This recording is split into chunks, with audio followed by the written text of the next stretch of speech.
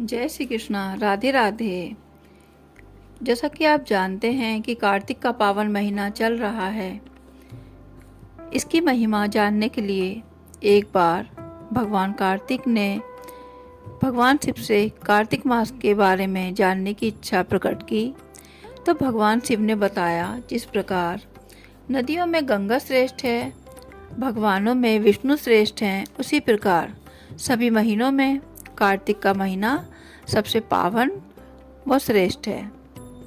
इस महीने में भगवान श्री हरि जल में निवास करते हैं, इसीलिए सूर्योदय से पूर्व नदी तालाबों में स्नान करने से भगवान विष्णु की कृपा प्राप्त होती है।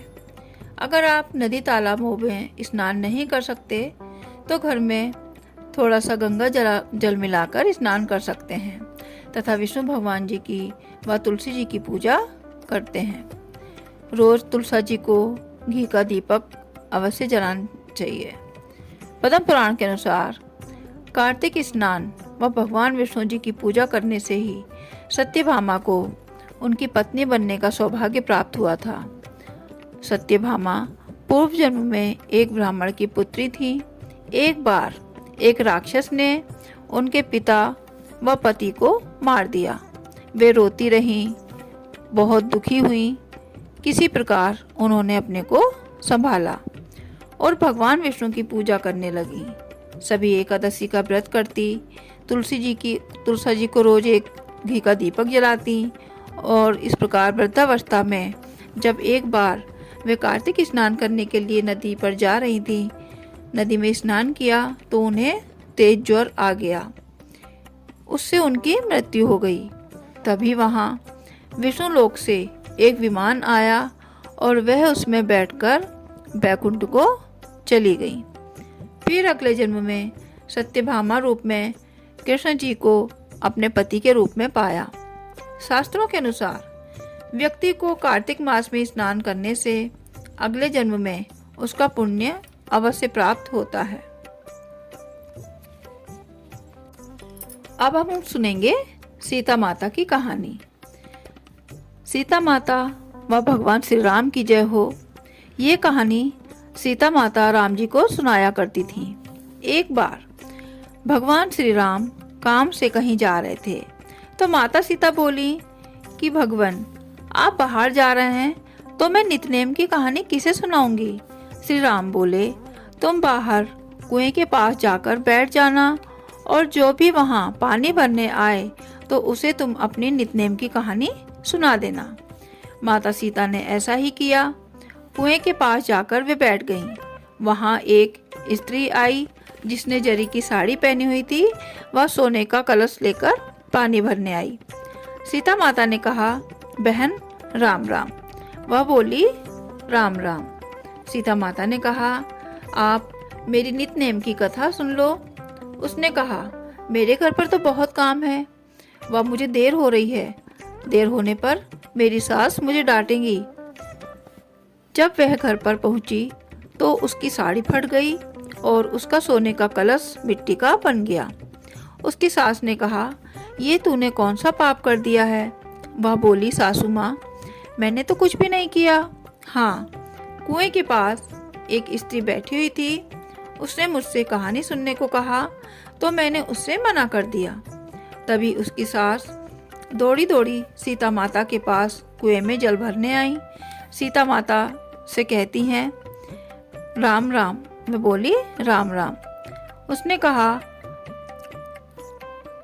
कि आप कौन हैं। उन्होंने कहा, मैं सीता माता हूँ और मेरी नित्यनेम की कहानी सुन लो। उसने कहा, ठीक है, मैं जरूर सुनूंगी। तो सीता माता सुनाने लगी। वे बोली, राम आए, लक्ष्मण आए, देश के सब पुजारी आए, नित्यनेम का नेम लाए, आओ राम बैठो राम, तपी रसोई जियो राम, माखन मिश्री खाओ राम, दूध बतासा पियो राम, सूत के पलका मोठो राम, साल दुसाला ओढ़ो राम, जब बोलूँ मैं राम ही राम, राम बनाए सारे काम, खाली घर भंडार भरे, सबका बेड़ा पार करें, प्रेम से बोलो, सारे बोलो, जय श्री राम, जय श्री राम। तभी सीता माता ने पूछा कि बहन, तुम्हें कहानी कैसी लगी? उसने कहा, मुझे तो कहानी बहुत अच्छी लगी और मैं बार बार सुनना चाहती हूँ।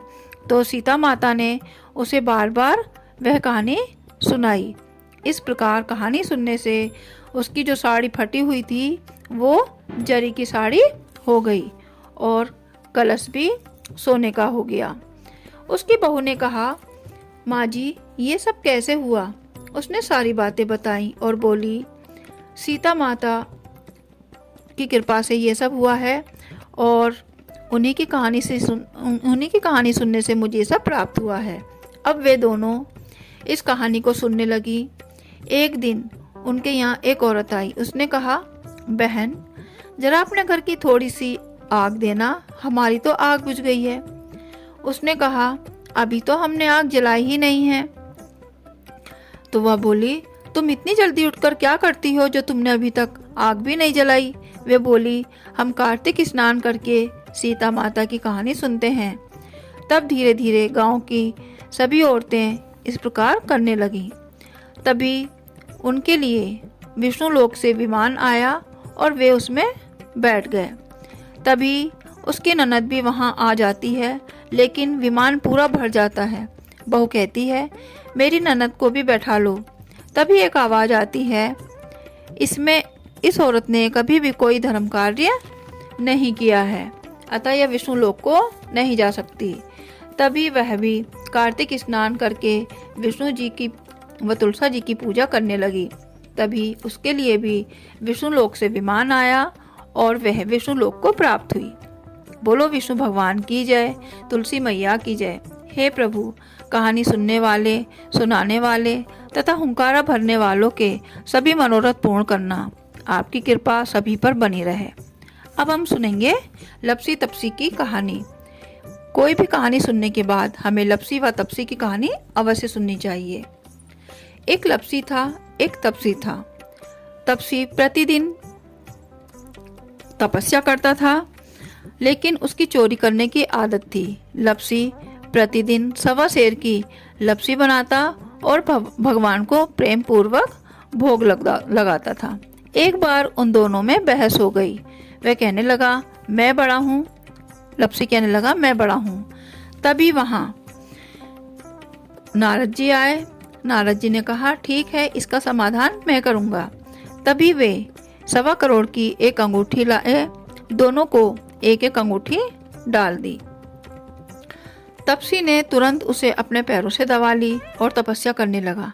लेकिन लपसी ने अंगूठी देखी और उसने उस पर ध्यान नहीं दिया और विष्णु भगवान जी को प्रेम पूर्वक भोग लगाने लगा। नारद जी ने कहा, लपसी बड़ा है, उसका उस अंगूठी पर कोई ध्यान नहीं गया और वह प्रेम से भगवान जी को भोग लगाया। तुम्हें तुम्हारी तपस्या का कोई भी फल मिलने वाला नहीं है। तपसी नारद जी के पैरों में गिर जाता है और क्षमा मांगता है और कहता है, प्रभु, मेरा उद्धार करें। नारद जी कहते हैं, ठीक है, जो गाय की पहली रोटी नहीं निकालेगा उसका फल तुम्हें मिलेगा। जो दिए से दिया जलाएगा उसका फल भी तुम्हें प्राप्त होगा। जो किसी को साड़ी या कोई भी वस्त्र देगा वह उसमें दक्षिणा नहीं रखेगा तो उसका फल भी तुम्हें मिलेगा। जो ब्राह्मणों को भोजन कराकर उसे दक्षिणा नहीं देगा उसका फल भी तुम्हें मिलेगा। हे प्रभु, जिस प्रकार लपसी का फल लपसी को और तपसी का फल तपसी को मिला, उसी प्रकार हमें भी कहानी सुनने का फल व सुनाने का फल मिले। बोलो विष्णु भगवान की जय, तुलसी मैया की जय।